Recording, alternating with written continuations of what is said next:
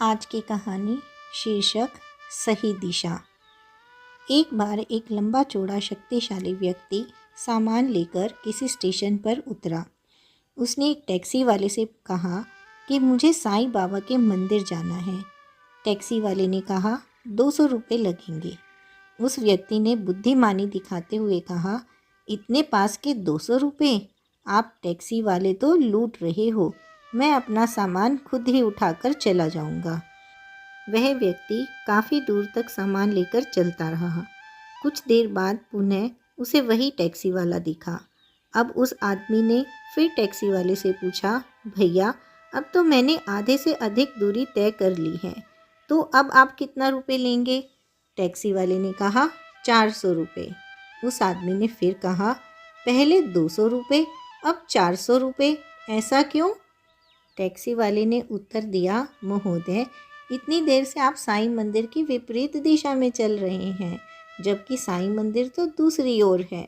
उस व्यक्ति ने कुछ भी नहीं कहा और चुपचाप टैक्सी में बैठ गया। इसी तरह हम कई बार बिना गंभीरता से सोचे सीधे काम शुरू कर देते हैं, फिर अपनी मेहनत और समय को बर्बाद कर उस काम को आधा ही करके छोड़ देते हैं। किसी भी कार्य को हाथ में लेने से पहले पूरी तरह सोच विचार करें तथा जल्दबाजी न दिखाते हुए धैर्य से लक्ष्य की ओर बढ़ें। आज की कहानी। जब वेशभूषा देखकर राष्ट्रपति को होटल में नहीं मिली जगह। अमेरिका के तीसरे राष्ट्रपति थॉमस जेफरसन एक बार किसी बड़े होटल में ठहरने के लिए गए। जेफरसन उस समय बहुत ही साधारण वेशभूषा में थे। होटल के मालिक ने उन्हें साधारण आदमी समझकर होटल में जगह देने से इनकार कर दिया। वे चुपचाप चले गए। होटल मालिक ने उन्हें पहचाना नहीं, लेकिन उसी होटल के में काम करने वाले एक नौकर ने जेफरसन को पहचान लिया था। उसने होटल के मालिक को बताया, यह तो अमेरिका के राष्ट्रपति थॉमस जेफरसन थे। तुरंत होटल मालिक ने अपने अधिकारियों को राष्ट्रपति के पीछे जाने का आदेश दिया और उन्हें सम्मानपूर्वक लाने के लिए कहा। अधिकारी तुरंत जेफरसन के पास पहुंचे और होटल मालिक द्वारा की गई गलती के लिए क्षमा याचना करने लगे, लेकिन राष्ट्रपति नहीं आए। उन्होंने संदेश भिजवाया कि जिस होटल में मेरे देश का साधारण व्यक्ति नहीं ठहर सकता, उस होटल में देश का राष्ट्रपति कैसे ठहर सकता है। आज की कहानी हतोत्साहित होने का अर्थ है पराजय स्वीकार करना। महाभारत का युद्ध चल रहा था। एक और अर्जुन थे जिनके सारथी श्री कृष्ण थे, तो दूसरी ओर कर्ण थे और उनके सारथी थे शल्य। भगवान श्री कृष्ण ने कर्ण के सारथी से कहा, तुम हमारे विरुद्ध जरूर लड़ना, परंतु मेरी एक बात ज़रूर मानना। जब कर्ण हम पर प्रहार करे तब कहना कि यह भी कोई प्रहार है, आप प्रहार करना ही नहीं जानते। बस तुम इन शब्दों को दोहराते रहना। सारथी शल्य ने कृष्ण की बात स्वीकार कर ली। युद्ध आरंभ हुआ। कर्ण के प्रत्येक प्रहार पर शल्य कहता, यह भी कोई प्रहार है, आप प्रहार करना ही नहीं जानते। उधर अर्जुन के प्रत्येक प्रहार पर कृष्ण कहते, वाह क्या प्रहार किया है, क्या निशाना साधा है। प्रत्येक बार उसके सारथी द्वारा एक ही वाक्य कहने पर कर्ण हतोत्साहित हो गया।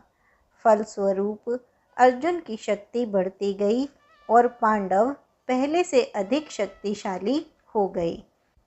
इसलिए प्रोत्साहन मन के लिए अमृत है, जबकि हतोत्साहित मन पराजय की पहली सीढ़ी है।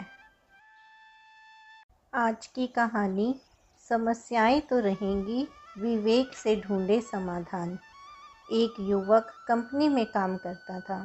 वह अपने काम से खुश नहीं था। प्रत्येक समस्या से परेशान होकर वह उसी के बारे में सोचता रहता था। एक बार शहर से कुछ दूरी पर एक महात्मा का काफिला रुका। जब उस युवक को इसका पता चला तो वह भी दर्शन के लिए महात्मा के पास पहुंचा। महात्मा जी के पास सैकड़ों भक्त अपनी समस्याओं के समाधान हेतु आए हुए थे। जब वह युवक महात्मा जी से मिला तो उसने कहा, मैं अपने जीवन से बहुत दुखी हूँ। आप कोई ऐसा उपाय बताएं कि मेरी सभी चिंताएं दूर हो जाएं।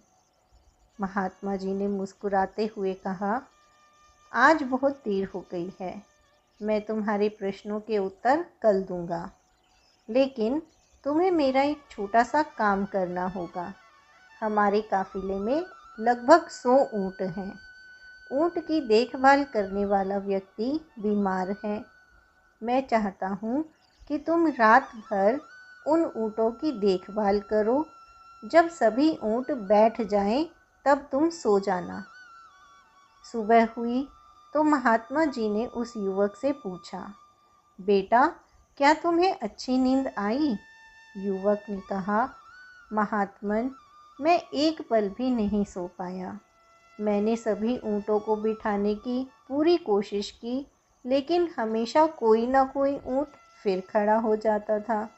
महात्मा जी बोले, मैं जानता था कि यही होगा। आज तक ऐसा कभी नहीं हुआ है कि सारे ऊँट एक साथ बैठ जाएं। युवक नाराज़ हो गया।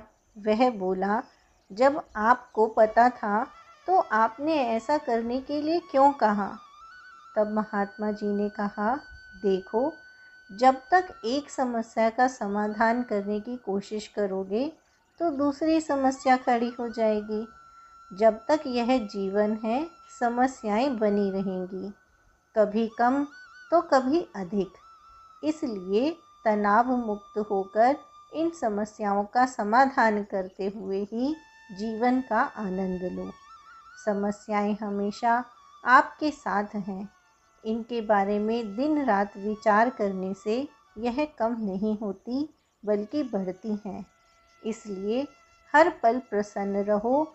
ऐसा करने से आपकी हर समस्या का अंत शीघ्र हो जाएगा और ये समस्याएं आपको विचलित भी नहीं करेंगी।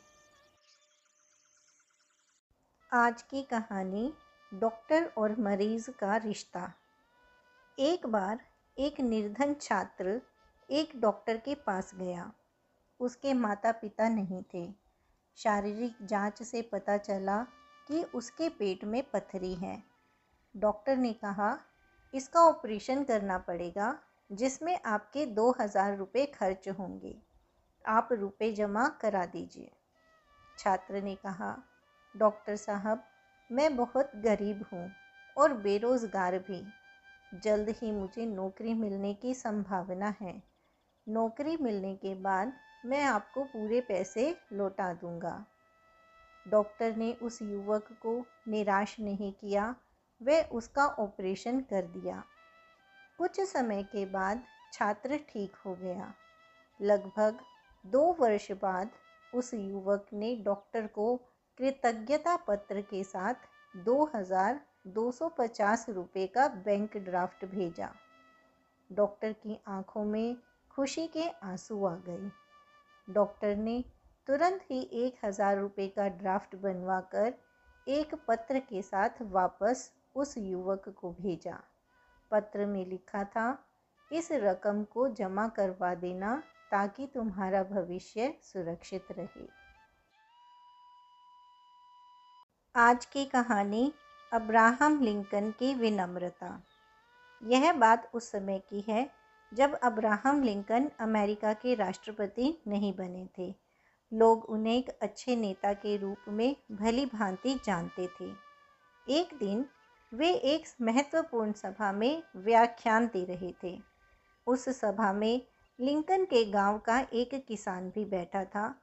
लिंकन की एक बात उसे इतनी अच्छी लगी कि वह मंच पर चढ़ गया और व्याख्यान दे रहे लिंकन के कंधे पर हाथ रखकर बोला, अब्राहम, तुम सचमुच बहुत होशियार हो गए हो।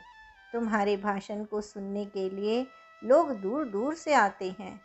जब वह अपनी बात कह चुका तो कार्यक्रम के आयोजक वहां पहुंच गए। आयोजक उससे कुछ बोलते इससे पहले ही लिंकन ने आत्मीयता से उस किसान को बिठाया और बोले, चाचा जी, घर पर सब कुशल मंगल है? किसान ने कहा, हाँ, सभी लोग ठीक हैं। उन्हें मंच पर ही बैठाकर अब्राहम ने अपना भाषण पूरा किया। किसान बहुत प्रसन्न था। आयोजकों को यह सब अच्छा नहीं लगा कि साधारण वस्त्र पहने एक देहाती उनके पास बैठा हो। लिंकन इतना प्रतिष्ठित होते हुए भी बहुत विनम्र और सहज थे। उनमें अहंकार लेश मात्र भी नहीं था। आज की कहानी स्वामी विवेकानंद विलक्षण सन्यासी। 15 अगस्त 1886 का दिन।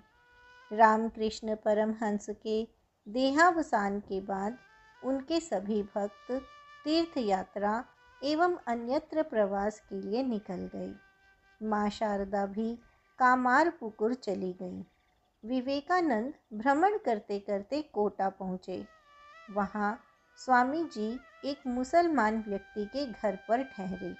धीरे धीरे कोटा शहर के संभ्रांत विद्वत समाज को भी स्वामी जी के बारे में पता चला। वे उस वकील के घर पहुँचे।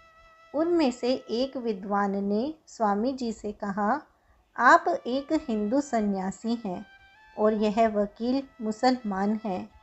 इनके बच्चे आपके बर्तन, भोजन आदि को छू देते होंगे। यह शास्त्र परंपरा के विरुद्ध है।